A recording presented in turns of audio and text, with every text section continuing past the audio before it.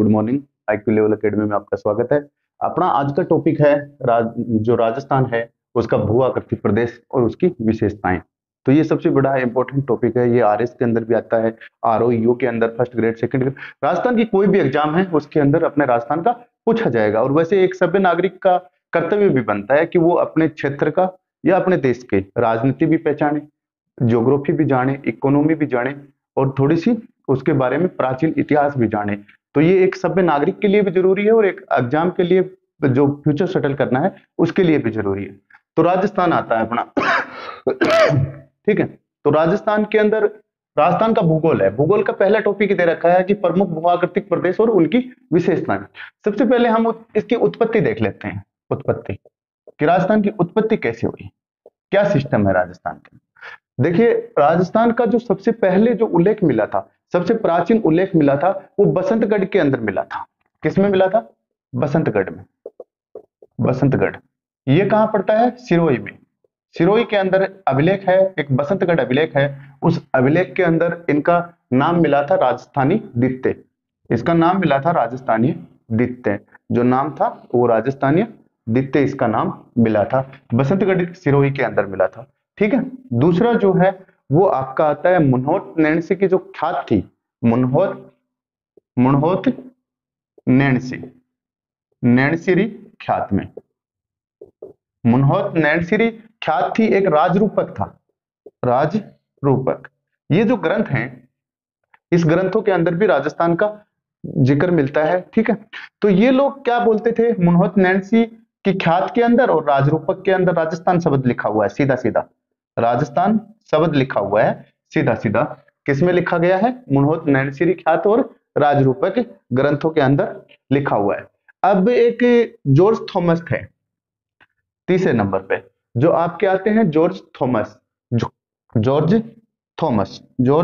Thomas इन्होंने 1800 ईस्वी में, 1800 ईस्वी के अंदर जो राजस्थान नाम था उसको अंग्रेज राजपुताना बोलते थे कि यहाँ पे राजपूतों का शासन रहा है। तो वो लोग क्या बोलते थे? राजपुताना। राजपुताना इस क्षेत्र को बोलते थे। ठीक है। चौथे नंबर पे यदि बात करते हैं तो घोड़े वाले बाबा की बात करते हैं, कर्नल जेम्स टोड की। किसकी? Colonel James Tod. James Tod जिन्होंने राजस्थान की राजनीति उसके अंदर इतिहास के अंदर बहुत ज्यादा भूमिका दिखाई थी और इन्होंने खुद भी इतिहास लेखन की कोशिश की थी। और एक अपना सिरोही के अंदर जो कुछ खनन स्थल मिले थे उनकी खोज करने में भी इन्होंने महत्वपूर्ण योगदान रहा था। ये मात्र 6 साल राजस्थान के अंदर रहे थे, ओनली 6 साल रहे थे। इन्होंने 3 नाम बताए थे राजस्थान के, 3 नाम बताए थे। एक तो बोले कि रजवाड़ा है। ये क्या है? रजवाड़ा। राजस्थान जो है वो एक रजवाड़ा है। एक बोले राजस्थान, उनको थोड़ी इंग्लिश थी ना तो राजस्थान बोल रहे थे। वो बार बार उसको राजस्थान राजस्थान को राजस्थान बोल रहे थे। फिर उनको बताया कि यार ऐसे राजस्थान नहीं है, ये राजस्थान है। क्या है? राजस्थान है। ठीक है। तो 3 नाम दिए थे उन्होंने। रजवाड़ा नाम दिया था, राजस्थान नाम दिया था और राजस्थान कब दिया था? ये 1829 के अंदर इन्होंने 3 नाम दिए थे। ठीक है। तो राजस्थान की उत्पत्ति के बारे में हमें कहां से सर्वप्रथम राजस्थान के बारे में उल्लेख मिलता है? तो थोड़ा सा इतिहास देखते हैं। इसका बसंतगढ़ सिरोही में मिलता है जिसमें राजस्थानी आदित्य नाम लिखा हुआ है। मुनहोत नैणसीरी ख्यात और राजरूपक के अंदर राजस्थान नाम लिखा हुआ है। जॉर्ज थॉमस थे, उन्होंने 1800 में राजपुताना नाम दिया था। और कर्नल जेम्स टोड थे, उन्होंने रजवाड़ा, राजस्थान और राजस्थान नाम दिया था। ठीक है। अब स्वतंत्रता के समय क्या था राजस्थान? स्वतंत्रता के समय क्या कंडीशन थी राजस्थान की? स्वतंत्रता के समय राजस्थान जो था इसके अंदर 19 रियासतें थी। 19 रियासतें, राजा महाराजाओं की 19 रियासतें इसके अंदर थी। दूसरा 3 ठिकाने थे। ठिकाने कितने थे? 3 थे। और तीसरा एक यूटी था, एक केंद्र शासित प्रदेश था। केंद्र शासित प्रदेश था जिसको आप गवर्नर की कार्यकारिणी प्रदेश भी बोल सकते हो। ठीक है। अब ये कौन सा था? ये अजमेर था। अजमेर जो था वो यूटी था। आपको पता है 1956 के अंदर अजमेर मिला था अपने के अंदर। ठीक है। तो ये अजमेर था। 3 ठिकाने थे। एक तो था लावा, एक कुशलगढ़ और एक था निमराना। 3 ठिकाने थे। निमराना आपका अलवर में पड़ता ही, आपको पता ही है। अलवर में है। कुशलगढ़ आपका जो बांसवाड़ा के अंदर पड़ता ही है, ठीक है। कुशलगढ़ कहाँ पड़ता है? बांसवाड़ा में। और ये कहाँ पड़ता था? टोंक में पड़ता था, ठीक है। ये 3 ठिकाने हुआ करते थे, लावा, कुशलगढ़, निमराना, जो आपके टोंक, बांसवाड़ा और अलवर के अंदर पड़ते थे।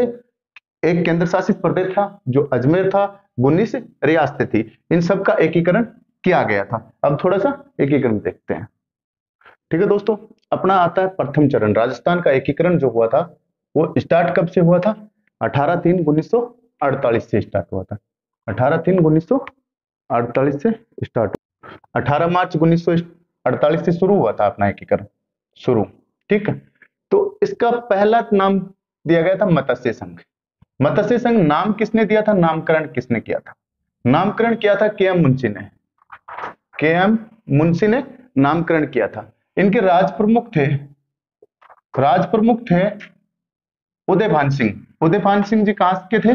धौलपुर के थे। उदयभान सिंह जी धौलपुर के थे। इसके अंदर 4 जिले मिले थे, ए अलवर, बी भरतपुर, सी करौली और डी आपका धौलपुर। एबीसीडी डिस्ट्रिक्ट इसके अंदर मिले थे। एक ठिकाना मिला था जिसका नाम था निमराना, जो आपके अलवर में पड़ता है, ठीक है। राजधानी क्या रखा था? अलवर रखा था। मॉडल किसने दिया था? एनवी गाडगिल ने मॉडल दिया था। मॉडल किस मॉडल पे इसका एकीकरण हुआ था? एनवी गाडगिल मॉडल पे हुआ था। ये क्वेश्चन बहुत बार पूछा जाता है, नामकरण का क्वेश्चन पूछा जाता है, ठीक है। इनके पीएम प्रधानमंत्री कौन थे? शोभालाल कुमावत थे। कौन थे? शोभाराम कुमावत जो थे इनके प्रधानमंत्री थे। अब आती है दूसरे चरण की बात, क्योंकि 48 के अंदर हम देखते हैं ये दूसरा चरण भी इसी महीने में हुआ था, मार्च को। कितना? ये 18 को हुआ था और ये 25 को, अगले सोमवार को स्टार्ट हो गया था, 25 मार्च 1948 को। मॉडल कौन सा था? वही था एनवी गाडगिल मॉडल। नाम क्या रखा गया था? पूर्व राजस्थान रखा गया था। नाम देखिए, राजस्थान का जो एकीकरण है वो इस अलवर से स्टार्ट होके यू घूम के पूरा ऐसे आता है, ठीक है। तो पूर्व राजस्थान रखा गया था, पूर्व राजस्थान।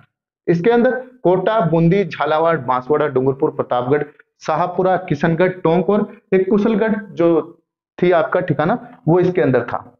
राज प्रमुख कौन थे? महाराज जो महारावल भीम सिंह थे, कहाँ के थे? कोटा के थे। तो महारावल भीम सिंह इसके राज प्रमुख थे। राजधानी कोटा थी। पीएम कौन थे? गोकुलाल असावा को बनाया गया था, जो शाहपुरा रियासत के भी पीएम रहे थे, ठीक है। ठीक है, अगला अपना आता है तीसरा चरण। तीसरा चरण किसमें हुआ था? अप्रैल में हुआ था। 2 चरण मार्च में हुए थे, तीसरा अप्रैल 1948 में हुआ था। नाम किसने दिया था? जवाहरलाल नेहरू ने नामकरण रखा था। क्या रखा था? या तो इसको संयुक्त बोल दो या बड़ा राजस्थान बोल दो, वृहत राजस्थान या संयुक्त राजस्थान। इसके अंदर उदयपुर मिला था। ये क्वेश्चन पूछा जाता है कि उदयपुर जो है वो कौन से चरण के अंदर मिला था? तो वो तीसरे चरण में मिला था। केवल उदयपुर मिला था क्योंकि मेवाड़ रियासत थी, बड़ी रियासत थी, तो इसके लिए अलग से एक चरण चलाना पड़ा। राजधानी उदयपुर रखी गई। प्रधानमंत्री माणिक्यलाल जी वर्मा थे, ये उदयपुर रियासत के थे। उदयपुर के अंदर पीएम भी रहे थे उदयपुर रियासत के, तो माणिक्यलाल जी को प्रधानमंत्री बनाया गया। और इनके राज प्रमुख जो थे वो महाराणा भूपाल सिंह जी थे। राज प्रमुख कौन थे? महाराणा भूपाल सिंह जी। अब आता है चौथा चरण। चौथा चरण होता है 30 मार्च 1949 को। इसी दिन अपना राजस्थान दिवस आता है 30 मार्च को, ठीक है। वृहत राजस्थान, वृहत राजस्थान इसका नाम किसने रखा था? सरदार वल्लभ भाई पटेल ने इसका नामकरण किया था। इसमें क्या हुआ था? ये 3rd नंबर का जुड़ गया था संयुक्त राजस्थान, ठीक है। फिर इसमें जयपुर, जोधपुर, बीकानेर और जैसलमेर 4 रियासतें इसके अंदर जुड़ गई थी। इसमें 2 पोस्टें बना दी थी कि एक तो महाराज जो होगा, राज प्रमुख जो होगा उसको वो बनाया गया महाराज जो जयपुर के थे सवाई मानसिंह जी द्वितीय, इनको बनाया गया था। और महाराज प्रमुख जो था कि इनके ऊपर एक महाराज प्रमुख की पोस्ट रख दी गई थी, वो भोपाल सिंह जी को बनाया गया था मेवाड़ से। राजधानी रखी गई थी जयपुर। राजधानी क्या रखी गई थी? जयपुर। और प्रधानमंत्री कौन स्टार्ट हो गए थे यहाँ से? हीरालाल शास्त्री जी यहाँ से प्रधानमंत्री स्टार्ट हो गए थे, ठीक है। ठीक है, अगला आता है अपना 5वां चरण। 5वां चरण आता है 15 मई 1949 को। इसका नाम था संयुक्त वृहत्तर राजस्थान, क्योंकि संयुक्त भी हो गया था, जुड़ गया था, और वृहत्तर बड़ा राजस्थान हो गया था। वृहत राजस्थान प्लस मत्स्य संघ मिला के संयुक्त हो गया था, ठीक है। ये जो नामकरण जो है वो शंकर देव समिति की सिफारिश पे, नामकरण जो है वो शंकर देव समिति की सिफारिश के ऊपर किया गया था, ठीक है। अब इसकी जो राजधानी थी, राजधानी क्या थी? जयपुर थी। राजधानी जयपुर स्टार्ट हो जाती है यहीं से। फिर प्रधानमंत्री कौन थे? हीरालाल शास्त्री थे। राज प्रमुख कौन थे? सवाई मानसिंह जी सेकंड थे। सवाई मानसिंह जी सेकंड इसके राज प्रमुख थे। अगला आता है छठा चरण। छठा चरण जिस दिन अपना गणतंत्र दिवस स्टार्ट हुआ था 26 जनवरी 1950 को स्टार्ट हुआ था। नाम क्या रखा गया? राजस्थान संघ। राजस्थान संघ के अंदर क्या रख लिया था? इस संयुक्त बृहत्तर राजस्थान के अंदर सिरोही को मिला लिया था, सिरोही मिल गया था। ये भी पूछा जाता है कि सिरोही कौन से चरण में? उदयपुर तीसरे चरण में मिला था और सिरोही जो है वो आपके छठे चरण में मिला था। लेकिन आबू देलवाड़ा जो है ना उस क्षेत्र को छोड़ दिया गया था, कि आबू देलवाड़ा जो क्षेत्र है उसको छोड़ दिया गया था। और राज प्रमुख किसको बनाया गया था? राज प्रमुख वही थे मान सिंह जी, सेकंड को राज प्रमुख बनाया गया। राजधानी जयपुर रखी गई, राजधानी जयपुर रखी गई। और पीएम कौन थे? हीरालाल शास्त्री जी जो थे वो अपने पीएम रहे हैं। ठीक है, ठीक है दोस्तों। सातवां चरण आता है अपना 1 नवंबर 1956 को हुआ था। इस टाइम पे सातवां कॉन्स्टिट्यूशन अमेंडमेंट एक्ट हुआ था। उसके अंदर क्या हुआ था कि राज प्रमुख जो थे उनका पद समाप्त कर दिया गया और राज्यपाल का जो पद है वो शुरू कर दिया गया था। आधुनिक राजस्थान जो वर्तमान राजस्थान जिसको बोलते हैं वो राजस्थान अपना अस्तित्व में कब आया था? 1 नवंबर 1956 को आया था। ठीक है, अजमेर मेरवाड़ा जो केंद्र शासित प्रदेश था अपना अजमेर मेरवाड़ा, उसको मिला लिया गया। आबू देलवाड़ा जो सिरोही का क्षेत्र था उसको, सिरोही को छठे चरण में मिला लिया था, आबू देलवाड़ा को छोड़ दिया गया था, उसको भी मिला लिया। और एमपी का जो है सुनील टप्पा उस क्षेत्र को भी अपने क्षेत्र में मिला लिया था। ठीक है, उस टाइम पे बातें तो बहुत हुई थी कि राजस्थान जो है कि अपना झुंझुनू है हरियाणा को दे दो, लेकिन फिर कहा था कि झुंझुनू बिना तो राजस्थान ही नहीं है हरियाणा। वो तो अलग अलग बातें हैं। कर ये हिस्ट्री का टॉपिक था थोड़ा सा, इसलिए इसके अंदर ज्यादा वो डीपली नहीं जा रहे, अपन नॉर्मली देख रहे हैं ना, बेसिक इसके जो टॉपिक है वही। सुनील टप्पा। राजधानी जयपुर रखी गई थी। सीएम कौन हो गए थे? क्योंकि उस टाइम पे पीएम का जो पद था वो भी खत्म कर दिया गया था। श्री मोहनलाल जी सुखाड़िया जो थे राजस्थान के आधुनिक निर्माता, वो सीएम हो गए थे। अब थोड़ी सी और देख लेते हैं हल्की सी कि इसमें समय कितना लगा। समय कितना लगा एकीकरण में, समय पूछ लिया जाता है। अभी तक पूछा नहीं गया है लेकिन कुछ सिलेक्टेड एग्जाम के अंदर बहुत अच्छा क्वेश्चन बनता है समय। ये स्टार्ट जो हुआ था अपना कब हुआ था? ये 18 मार्च 1948 से स्टार्ट हुआ था। कब हुआ था? 18 मार्च 1948 से स्टार्ट हुआ था। और खत्म कब हो गया था? 1 नवंबर 1956। जो आपका 1 नवंबर 1956 का जो समय है उसके ऊपर ये खत्म हो गया। इसके अंदर 8 वर्ष 7 माह और 14 दिन लगे थे। क्या लगा था? 8 वर्ष 7 माह और 14 दिन लगे थे। अपना राजस्थान का एकीकरण होने में 8 वर्ष 7 माह 14 दिन लगे थे। संविधान बनने में 2 वर्ष 11 माह और 18 दिन लगे थे। ये चीज आपको पता ही है कि 8 वर्ष 7 माह 14 दिन जो लगे थे वो राजस्थान के एकीकरण के लगे थे। अब कुछ रियासतों की बात कर लेते हैं। रियासतों की सबसे बड़ी रियासत की बात आती है। सबसे बड़ी रियासत कौन सी थी उस टाइम पे? बड़ी रियासत देश आजादी के टाइम पे तो वो आपकी जोधपुर थी। कौन सी थी? जोधपुर थी। जोधपुर रियासत है वो आपकी सबसे बड़ी रियासत थी। और सबसे छोटी पूछ ली जाती है तो वो थी आपकी शाहपुरा। शाहपुरा जो रियासत थी वो उस टाइम की सबसे छोटी रियासत थी। तो ये आ गई बड़ी और छोटी की बातें। अब आती है प्राचीन रियासत, पुरानी रियासत। ठीक है, अब आती है अपनी बड़ी रियासत की बात आती थी। सबसे बड़ी, सबसे बड़ी, सबसे बड़ी आपने क्या थी? जोधपुर थी। और छोटी, छोटी जो आती है वो आपकी शाहपुरा रियासत थी। कौन सी थी? शाहपुरा। शाहपुरा रियासत थी वो सबसे छोटी रियासत थी। आगे बात आती है कि मेवाड़ जो रियासत थी वो सबसे पुरानी थी। सबसे पुरानी रियासत पूछ लिया जाता है, पुरानी रियासत। तो सबसे पुरानी जो रियासत थी वो आपकी मेवाड़ थी। और नई जो रियासत थी वो झालावाड़ थी। नई कौन सी थी? सबसे नई झालावाड़ थी। झालावाड़। झालावाड़ कब बनी थी? ये बनी थी 1838 ईस्वी के अंदर झालावाड़ रियासत बनी थी। अब 2 रियासतें शाहपुरा और किशनगढ़ ऐसी थी जिनको तोप की सलामी नहीं दी जाती थी। शाहपुरा और किशनगढ़ को, शाहपुरा और किशनगढ़ को, किशनगढ़ जो रियासत थी इनको तोप की सलामी नहीं देते थे। तोप की सलामी जो अंग्रेज थे वो तोप की सलामी इनको नहीं देते थे। ठीक है, तो ये अपनी हो गई रियासतें कि 19 रियासतें थी, 3 ठिकाने थे, एक अपना केंद्र शासित प्रदेश था। अब देखते हैं कि जिले कैसे बने। ठीक है, अब बात आती है राजस्थान के जिले कैसे बने। जिले 26 जिले जो थे अपने वो स्वतंत्रता के समय बना दिए थे। स्वतंत्रता के समय जो थे वो अपने 26 जिले बना दिए थे, क्योंकि 19 रियासतें थी, 3 अपने ठिकाने थे, एक केंद्र शासित प्रदेश था, इनको मिला के 26 जिले बना दिए थे। अब 27वां जिला धौलपुर की बारी आती है। 27वां कौन था? धौलपुर। धौलपुर ये किससे अलग किया था? भरतपुर से अलग किया था। धौलपुर जो जिला है 27वां, वो भरतपुर से अलग किया था। ये क्या था? 15 अप्रैल 1982 की बात है। कब किया था? 15 अप्रैल 1982 को। 1982 को क्या बनाया गया था अपना, मतलब 47 के बाद 82 कितना लंबा गैप निकाल दिया था कि आपने 26 जिलों देखे थे।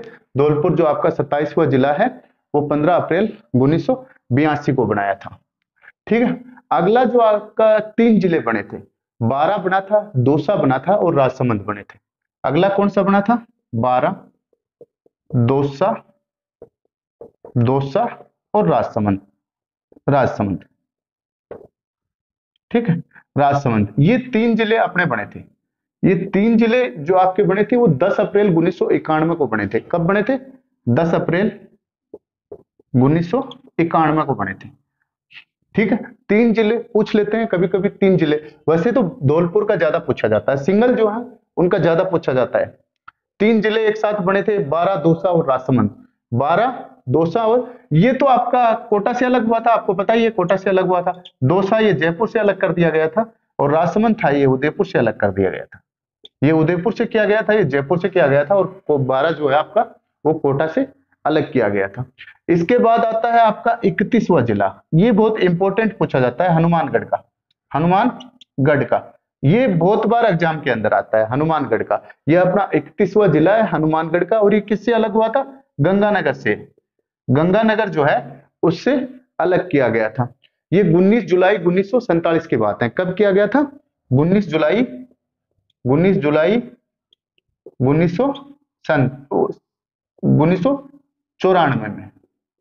कब किया गया था? 19 जुलाई 1994 के अंदर जो हनुमानगढ़ जिला जो है आपका, 19 जुलाई 1994 के अंदर हनुमानगढ़ जिला जो है वो आपका 31वें नंबर का जिला बनाया गया था। ये बहुत इंपॉर्टेंट है, काफी बार पूछा जाता है कि आपका जो 31वां जिला कौन सा बना, या हनुमानगढ़ जिला कब बना था। तो कब बना? 19 जुलाई 1994 को, वो सॉरी 12 जुलाई को बना था।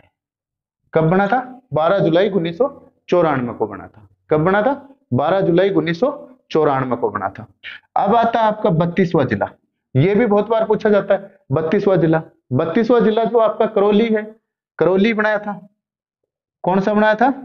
करौली। करौली जो था वो अपना 32वां जिला बना था, और ये बना था, ये कब बना था? ये बना था 19 जुलाई को। ये बना था आपका 19 जुलाई को, 19 जुलाई 1997 को बना था। इसके 3 साल बाद में बन गया था। ठीक है। करौली जो है वो कब बना था अपना 32वां जिला? 19 जुलाई 1997 को। कब बना था? 19 जुलाई 1997 को। कौन सा बना था 32वां जिला? करौली बना था। और 33वां जिला प्रतापगढ़ बना था। प्रतापगढ़ बना था। प्रतापगढ़ जो है वो बना था आपका 26 जनवरी को। 26 जनवरी 2008 को बना था। ठीक है। प्रतापगढ़ अपना 33वां, वर्तमान जो 33 जिले हैं उस 33 जिलों के अंदर प्रतापगढ़ जो जिला है अपना वो कब बना था? 26 जनवरी 2008 को सबसे लेटेस्ट बना था। ये वैसे तो उदयपुर से निकाला गया था, चित्तौड़गढ़ से निकाला गया था, और थोड़ा बहुत क्षेत्र था वो बांसवाड़ा से लिया गया था। किससे लिया था? उदयपुर, उदयपुर, चित्तौड़गढ़, चित्तौड़गढ़ और बांसवाड़ा का क्षेत्र था। बांसवाड़ा का क्षेत्र, जो छोटी सादड़ी, बद्दी सादड़ी, ये तो उदयपुर से ले लिया, धारियावाद ये चित्तौड़गढ़ से ले लिया था, और बांसवाड़ा से क्षेत्र जो थे वो ले लिए गए थे। ठीक है। ठीक है दोस्तों, अब आता है राजस्थान का विस्तार। विस्तार कि राजस्थान का जो विस्तार है वो कैसे, यदि पूछा जाए भारत में कैसी स्थिति है, तो भारत में आपको पता है उत्तर पश्चिम में। ठीक है। यदि गोलार्ध में पूछा जाए, गोलार्ध में आपसे पूछा जाए कि राजस्थान की क्या स्थिति है, तो आपको पता है उत्तरी और पूर्वी 2 ही क्षेत्र बढ़ते हैं इसमें। उत्तरी, उत्तरी और पूर्वी। पूर्वी है ये देशांतर है, उत्तरी जो है अक्षांश है, तो उत्तरी पूर्वी गोलार्ध में हो गया। अब इसके अलावा यदि देशांतर पूछा जाए, देशांतर, तो देशांतर कौन से होंगे? देशांतर आपके पूर्वी देशांतर हो जाएंगे।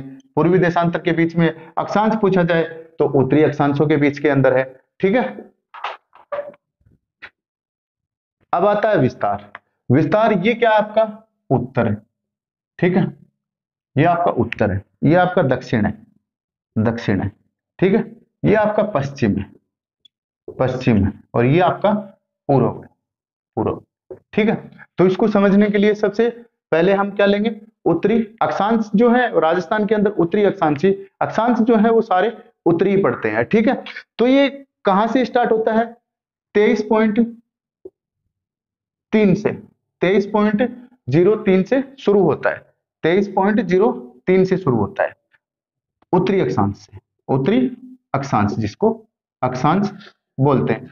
तो कहां से स्टार्ट होता है, 23.03 उत्तरी अक्षांश से लेके ये आगे जाता है आपका 30.12, कहां तक जाता है, 30.12, 30.12 उत्तरी अक्षांश तक जाता है, उत्तरी अक्षांश तक। अक्षांश और देशांतर एक अलग टॉपिक के अंदर बताया जाएगा कि पृथ्वी पे कैसे कैसे बने और कहां से निर्धारण होता है इसका, ठीक है। 30.12 उत्तरी अक्षांश तक है, ठीक है। इन दोनों के बीच के अंदर यदि आपसे पूछा जाए कि कितने अक्षांश आते हैं, तो अक्षांश आएंगे 7.9 अक्षांश। तो उत्तरी अक्षांश जो है वो कितना है, उत्तरी अक्षांश हमने देखा कि 23.03 से शुरू और कहां तक चलता है, 30.12 तक चलता है, 30.12 तक चलता है, ठीक है।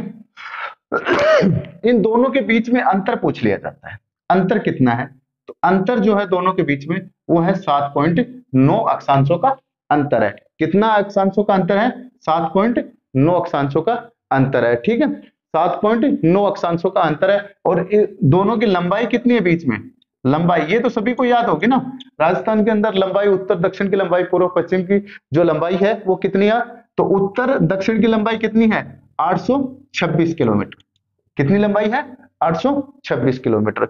उत्तर दक्षिण की जो लंबाई है वो कितनी है, ये जो लंबाई है यहां से लेके और यहां तक कितनी लंबाई है, 826 किलोमीटर, ठीक है। अब ये देखते हैं कि उत्तर जो है, तो आपको पता है कि गंगानगर का कोणा गांव आता है उत्तर के अंदर, कौन सा आता है, कोणा गांव। कोणा गांव कहां का पड़ता है, गंगानगर का, गंगानगर का, क्योंकि ये थोड़ा सा यहां होके यूं हनुमानगढ़ में जाता है, तो गंगानगर का कोणा गांव आ जाता है। फिर आपका बांसवाड़ा का बोरकुंडा गांव आ जाता है, दक्षिण के अंदर कौन सा है, बांसवाड़ा का बोरकुंडा गांव, बोरकुंडा गांव, बोरकुंडा गांव जो है वो किसका आता है, बांसवाड़ा का आता है, बांसवाड़ा का, ठीक है। उत्तर दक्षिण की लंबाई कितनी है, 826 किलोमीटर। अक्षांशों का यदि विस्तार पूछा जाए तो 7.9 अक्षांशों का विस्तार है। अब आती है बात पूर्व पश्चिम की, तो पूर्व पश्चिम की आती है, ठीक है। पूर्व पश्चिम आपको पता है जैसलमेर है, ये सम क्षेत्र है, जैसलमेर का सम क्षेत्र है, वहां पे कटरा गांव जम्मू कश्मीर में भी है, ठीक है। तो ये क्या है, कटरा गांव कहां पे पड़ता है, ये जैसलमेर में, जैसलमेर में सम जो तहसील है उसका कटरा गांव है। फिर ये कहां तक जाएगा, ये निकला हुआ क्षेत्र क्या है आपका, धौलपुर है। कौन सा क्षेत्र है, धौलपुर, ठीक है। तो धौलपुर का जगमोहनपुरा का बास बोल दो, अभी गांव बना है जगमोहनपुरा, जगमोहनपुरा गांव बना है, ठीक है, जगमोहनपुरा। उससे पहले सिलोन गांव भी बोला करते थे, तो अभी जो वर्तमान में क्या नाम दिया है, नई किताबों के अंदर दिया गया है जगमोहनपुरा। जगमोहनपुरा जो है वो धौलपुर का है। अब ये लंबाई थोड़ी कम है और ये जो अपनी चौड़ाई है ना वो थोड़ी ज्यादा है, ठीक है। चौड़ाई कितनी है, 869 किलोमीटर की चौड़ाई है। अब फर्स्ट ग्रेड में क्वेश्चन पूछा गया था कि लंबाई और चौड़ाई का अंतर कितना रहा था, तो लंबाई और चौड़ाई का अंतर आपको निकालना है, तो 826 कर दो 3 और ये जो आपका 43 किलोमीटर हो गया ना, 43 किलोमीटर आपका अंतर हो गया।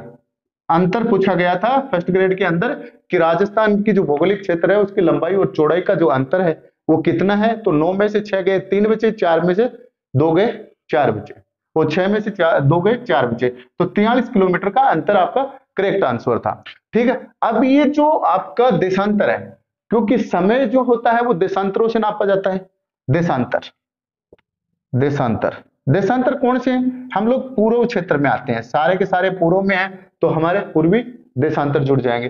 पूर्वी देशांतर आपका जो स्टार्ट होता है वो 78 पॉइंट, ये यहाँ पश्चिम से लेके चलते हैं अपन, पश्चिम से फिर इधर पूर्व की साइड में बढ़ते जाएंगे। कितने हैं? ये है 69.30, 69.30। कहां से स्टार्ट होता है? 69.30 पूर्वी देशांतर से, देशांतर से, ठीक है। और खत्म कहां पे जाके होता है? धौलपुर के जगमोहनपुरा गांव में। ये कितना है? 78.17 है। कितना है? 78.17 पूर्वी देशांतर। तो खत्म कहां पे होता है? 78.17 पूर्वी देशांतर पर।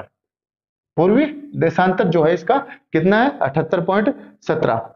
अब दोनों के बीच की लंबाई यदि पूछ लिया जाए तो हमने देखा है 869 किलोमीटर है, ठीक है।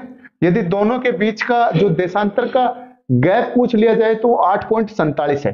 देशांतर गैप कितना है? 8.47 है। मतलब हर एक देशांतर में 4 मिनट का फर्क पड़ता है। 111 किलोमीटर की दूरी होती है, 4 मिनट का फर्क पड़ता है। तो आप मानिए कि 8 के अंदर 8 चौक 32, क्यों? 8 गुणा 4 बराबर 32। एक देशांतर से दूसरे देशांतर के मध्य की जो दूरी होती है, दूरी कितनी होती है? 111 किलोमीटर होती है, लगभग 111 किलोमीटर मानते हैं। समय का फर्क कितना होता है? 4 मिनट का होता है, 4 मिनट का फर्क होता है। तो आप 8 हैं आपके, तो 8 चौक 32, तो आपके सीधे सीधे हो गए 47। इसको लगभग 50 मान लेते हैं, तो 2 मिनट ये बढ़ जाती है, ठीक है। तो अपना जो 34 मिनट का फर्क हो जाता है। ये सबसे पहले सूर्योदय यहाँ पे होगा, सूर्यास्त यहाँ पे होगा। दोनों के बीच के अंदर यदि गैप पूछ लिया जाए आपसे तो 34 मिनट का फर्क पड़ जाएगा, ठीक है। 34 मिनट का जो है समय का अंतर जो पूछ लिया जाता है तो वो 24 मिनट का समय का अंतर रहेगा, ठीक है। अब राजस्थान के भू आकृतिक प्रदेश हम बांटते हैं और उसकी सीक्वेंस से सारी विशेषता देखते हैं। अब हम देखते हैं यहां से कि पाकिस्तान के कितना लगा हुआ है। पाकिस्तान की कहां से लगा हुआ है? हिंदमल कोट से, हिंदमल कोट से भालगांव तक लगा हुआ है, बाड़मेर तक, भालगांव तक। ये जो यहाँ का क्षेत्र है, बाड़मेर का क्षेत्र है, भालगांव यहां तक लगा हुआ है। बाड़मेर तक लगा हुआ, कहां से? गंगानगर से। अब पाकिस्तान की सीमा के सहारे जिले पूछ लिए जाते हैं, जिले पूछ लिए जाते हैं। तो ये आपका हो गया गंगानगर, क्या हो गया? गंगानगर। और उसके बाद आ जाता है आपका बीकानेर, बीकानेर हो गया। उसके बाद आ जाता है ये आपका जैसलमेर, जैसलमेर हो गया। और अगला हो गया बाड़मेर। 4 जिले लगते हैं पाकिस्तान से 4 जिले लगते हैं। कौन से? गंगानगर, अगला आपका बीकानेर, जैसलमेर और बाड़मेर लगता है। अब बात आती है कि सबसे नजदीक कौन सा लगता है।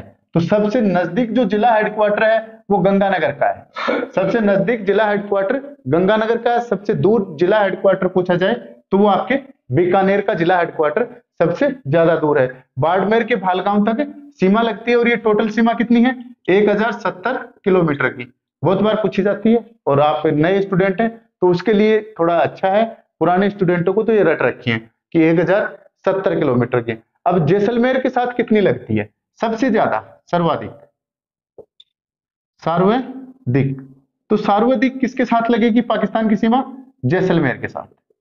जैसलमेर के साथ कितनी लगेगी? 464 किलोमीटर लगेगी। कितनी लगेगी? 464 किलोमीटर लगेगी। सबसे ज्यादा जैसलमेर के साथ और सबसे कम बीकानेर के साथ। सबसे कम किसके साथ लगेगी? सबसे कम बीकानेर के साथ, बीकानेर के साथ। तो बीकानेर के साथ कितनी लगेगी? 168 किलोमीटर। कितनी लगेगी? 168 किलोमीटर। दोस्तों साथ के साथ आप नोट्स बनाते जाइए। ये सारे नोट्स जो है ऑथेंटिक किताबों से और एनसीईआरटी किताबों से निकाले हुए हैं और थोड़ा सा साथ में आप नोट्स बनाओगे तो समझने में, वापस रिपीट करने में इजी रहेगा, ठीक है। तो सबसे कम कौन सी है? बीकानेर है, ठीक है। अब बात आती है कि ये लगता है किस क्षेत्र में लग जाएगा। ये उत्तर का भी क्षेत्र और पश्चिम क्षेत्र में। पाकिस्तान किस क्षेत्र में लग रहा है? उत्तर पश्चिम में।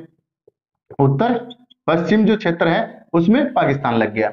अब उत्तर का थोड़ा सा जो क्षेत्र है उसके अंदर पंजाब लग जाएगा, पंजाब, ठीक है। पंजाब के 2 जिले लगते हैं और वही राजस्थान के 2 जिले। राजस्थान के कौन से लगते हैं? एक तो हनुमानगढ़, हनुमानगढ़। दूसरा कौन सा लगता है? गंगानगर, कौन सा लगता है? गंगानगर, हनुमानगढ़ और गंगानगर लगते हैं। और पंजाब के फजीलका और मुक्तसर लगते हैं। कौन से लगते हैं? एक तो फजीलका है और एक मुक्तसर है। ये दो जिले जो हैं ये अपने लगते हैं, हमारे भी दो जिले बराबर में इनके लगते हैं। ठीक है, ये दोनों के बीच में राजस्थान और पंजाब दोनों के बीच के अंदर 89 किलोमीटर का सीमा ही लगती है। सीमा कितनी है? 89 किलोमीटर की। ओनली 89 किलोमीटर की जो सीमा है वो आपकी पंजाब और राजस्थान के बीच में लगती है। दो जिले लगेंगे फजीलका और मुक्तसर जो हैं पंजाब के, अपने लगेंगे हनुमानगढ़ और गंगानगर। ठीक है, अब आता है एमपी के साथ। एमपी के साथ अपना ये पूरा क्षेत्र लगता है। ये पूरा क्षेत्र जो एमपी के साथ लगेगा तो ये दक्षिण का क्षेत्र है, और इधर साइड में निकलेंगे तो पूर्व का क्षेत्र है। दक्षिण पूर्व क्षेत्र लगेंगे एमपी के साथ। एमपी के साथ ध्यान रखना 10 जिले अपने लगेंगे और 10 जिले ही एमपी के लगेंगे। कितने जिले लगेंगे? 10-10 जिले लगेंगे। सर्वाधिक जो सीमा है वो झालावाड़ के साथ बनेगी, झालावाड़ के साथ बनेगी। ठीक है, और न्यूनतम जो है वो उदयपुर के साथ बनेगी।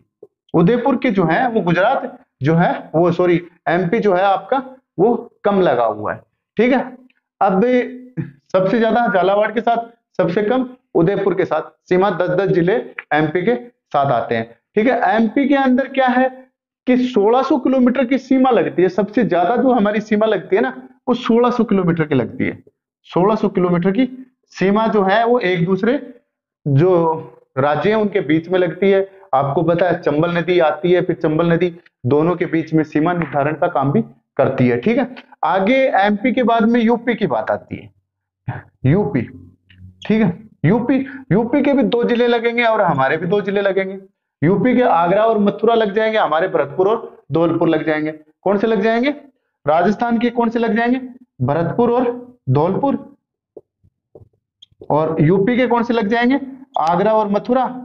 आगरा और मथुरा दो जिले यहाँ यूपी के लग जाएंगे। यूपी की जो सीमा होगी वो 877 किलोमीटर की होगी। 877 किलोमीटर की सीमा यूपी से लगाएंगे। तो हमारा पंजाब से हो गया, यूपी से हो गया। ठीक है, अब बात आती है हरियाणा की।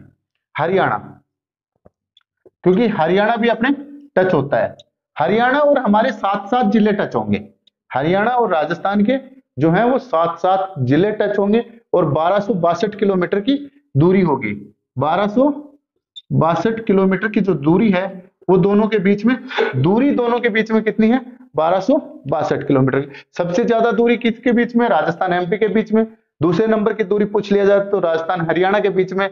तीसरे नंबर की भारत पाकिस्तान बॉर्डर की है, या तीसरे नंबर की राज्यों की पूछ लिया जाए तो वो यूपी के साथ है, और चौथे नंबर की पंजाब के साथ जो है वो आपकी सीमा क्षेत्र है। ठीक है, तो दोस्तों ये अपना इसका सीमा क्षेत्र आ गया, इसका निर्धारण आ गया कि हाँ कहाँ पे क्या क्या है। अब आते हैं कि राजस्थान का भौगोलिक प्रदेश जो है उसको हम लोग बांटते हैं। इसका थोड़ा सा और देखते हैं और कि कौन से जिले जो हैं उनकी आकृतियां किस देश में किस सीमा से किस हिसाब से मिलती जुलती हैं। दूसरी बात है कि उसका निर्धारण कैसे होता है। अपने अजमेर है, चित्तौड़गढ़ है, तो उनके जो जिले हैं उनके कुछ क्षेत्र कट के दूसरे जिले के अंदर आते हैं वैसे भौगोलिक क्षेत्र में देखें तो, लेकिन प्रशासनिक रूल उन्हीं का चलता है। ठीक है, तो वो देखते हैं अपन।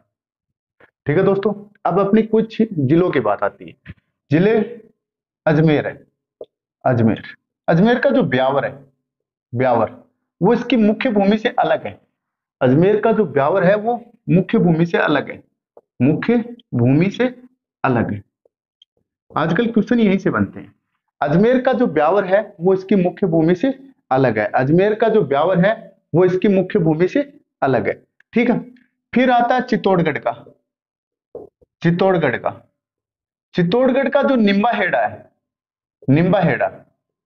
निम्बाहेड़ा जो क्षेत्र है वो चित्तौड़गढ़ का जो है वो इससे मुख्य भूमि से अलग है। तो मुख्य भूमि से दो जिलों की आकृति अलग है। पूछ लिया जाए कि किसकी है?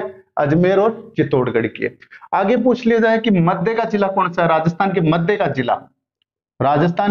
मध्य का जो जिला है वो नागौर है। ठीक है, कई लोग अजमेर लगा देते हैं। अजमेर को राजस्थान का हृदय कहा जाता है, न कि मध्य का जिला। मध्य जो भूमि है वो जिला कौन सा है मध्य के अंदर? नागौर है। अब हम देखते हैं उत्तर से दक्षिण का विस्तार देखते हैं। उत्तर दक्षिण विस्तार, कौन सा जिला ऐसा है जिसका उत्तर से लेके दक्षिण तक विस्तार है? तो वो हम देखते हैं प्रतापगढ़ का है। प्रतापगढ़ जो है उसका उत्तर से दक्षिण तक विस्तार है। अब देखते हैं पूर्व पश्चिम का विस्तार। पूर्व पश्चिम विस्तार, पूर्व और पश्चिम का विस्तार में हम देखते हैं कि धौलपुर का है। धौलपुर का ये जो क्षेत्र है ये इस टाइप से है, तो ये पूर्व पश्चिम का विस्तार हो गया। प्रतापगढ़ का है तो ये क्षेत्र है ये इस टाइप से है, तो उत्तर दक्षिण विस्तार हो गया। आगे देखो ये भी थोड़ा माना जाता है कि झालावाड़ जो क्षेत्र है, झालावाड़ उसका क्षेत्र जो है, झालावाड़ जो है उसका विस्तार भी आपका पूर्व से पश्चिम विस्तार मिलेगा। ठीक है। अब एक खास बात होती है करक रेखा। करक रेखा, करक रेखा जो है वो, करक रेखा को जो माही नदी है वो दो बार काटती है। करक रेखा राजस्थान के इस हिस्से से गुजरती है। 23.5 डिग्री, 23.5 डिग्री जो उत्तरी अक्षांश है, 23.5 डिग्री जो उत्तरी अक्षांश है ना, वो आपके इस हिस्से से गुजरती है। इस हिस्से पे दो जिले आते हैं, दो जिले डूंगरपुर और बांसवाड़ा आते हैं। डूंगरपुर और बांसवाड़ा, बांसवाड़ा, ठीक है, दो जिले आएंगे, डूंगरपुर आएगा और बांसवाड़ा आएगा। बांसवाड़ा की क्या होती है, ये मध्य से गुजरती है, मध्य से गुजरती है। बांसवाड़ा के मध्य से गुजरती है, इसके दक्षिणी हिस्से को सूखती है और बांसवाड़ा के मध्य से गुजरती है। अब ये बांसवाड़ा का जो गलियाकोट है, गलियाकोट, गलियाकोट, गलियाकोट के बिल्कुल ऊपर से निकलती है, ऊपर से निकलती है। अभी कई लोग हैं, एक मेरे फ्रेंड थे रांची के, झारखंड के, तो रांची से ये कर्क रेखा निकलती है, तो वो चले गए देखने के लिए। तो भाई ये आभासी लाइन है, ये देखी नहीं जाती, ये केवल पूरे विश्व के मानचित्र को दर्शाने के लिए, सही तरीके से उसको ज्ञापन करने के लिए एक आभासी रेखा है। तो ये गलियाकोट के ऊपर से निकलती है, वहां कोई रस्सी नहीं है, इस टाइप की नहीं है कि वहां जाके अपन देख लेंगे, ये एक आभासी रेखा है। ठीक है, आभास कराने की एक रेखा है, और ये बांसवाड़ा के मध्य से गुजरती है, डूंगरपुर, यहाँ पे कर्क रेखा गुजरती है, डूंगरपुर। अब इसकी वनस्पति निर्धारण हो जाएगा कि राजस्थान की वनस्पति कैसी है। वनस्पति, वैसे तो खैर वनस्पति के टॉपिक में आ जाएगा ये, लेकिन देख लेते हैं वनस्पति कैसी है। वनस्पति 23.5 है, सूर्य उत्तरायण आता है, यहाँ पे उत्तरायण आता है तो ये क्षेत्र गर्म हो जाएगा, गर्म हो जाएगा। तो कैसी हो जाएगी, गर्म हो जाएगा। सर्दियों के अंदर यहाँ ठंड हो जाएगी, तो उष्ण उपोष्ण है, मतलब कैसी है, उपोष्ण है, उपोष्ण टाइप की है। या उसको गर्मी और सर्दी दोनों, अपने ठंड भी अच्छी पड़ती है, गर्मी भी अच्छी पड़ती है, तो उसको शीतोष्ण भी बोल सकते हैं, कि शीत भी है और उष्ण भी है। क्या बोलेंगे, शीतोष्ण, शीतोष्ण भी बोल सकते हैं कि शीत और उष्ण है। और वैसे ही उप है, उप मतलब उष्ण आदि गर्म है और आदि ठंडी है, वही उपोष्ण बात है, वही शीतोष्ण राजस्थान की। आकृति कैसी है, आकृति, आकृति जो है राजस्थान की वह विषम कोणीय, कोण जो है सारे विषम है। चतुष्फलक की आकृति है, 4 फलक बने हुए हैं, एक फलक ये है, 2 तीसरा चौथा, 4 फलक है। फिर इसको पतंग के आकार का बोला जाता है, पतंग के आकार का, लेकिन पतंग के आकार में भी ये सही सेट नहीं होता, तो ये विषम कोणीय है।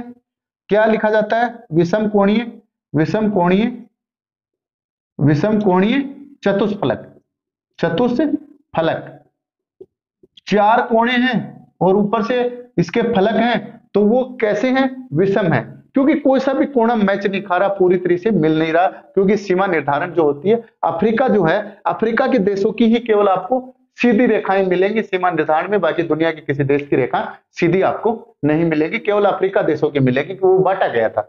ठीक है, तो विषम कोणीय चतुष्फलक की आकृति है, पतंग के आकार की जो है ये अपनी आकृति है। ठीक है, अब बात आती है उदयपुर की।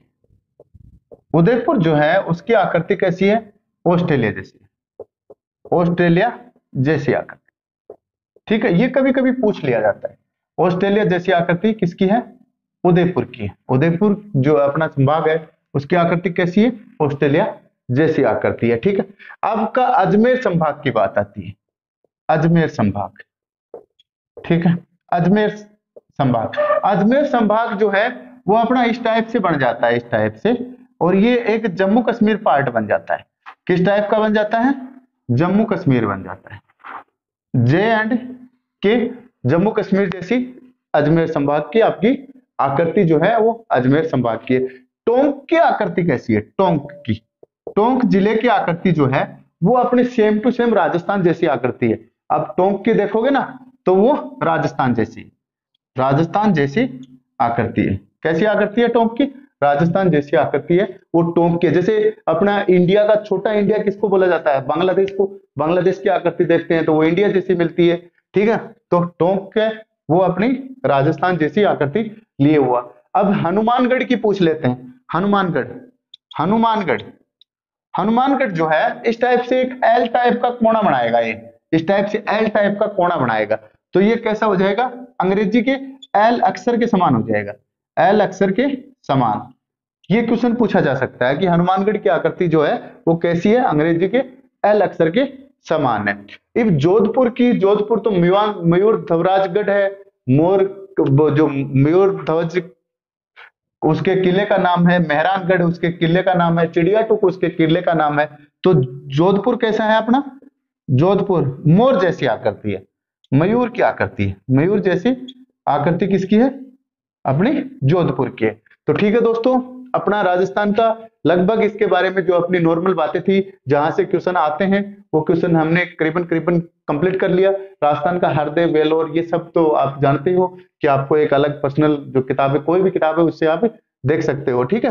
तो ये अपना हो गया। अब जो नेक्स्ट वीडियो आएगा उसमें राजस्थान के जो वास्तविक टॉपिक अपना होगा कि आकृतिक प्रदेश और उनकी विशेषताएं, वो कम चलेगा और वो कंप्लीट होगा।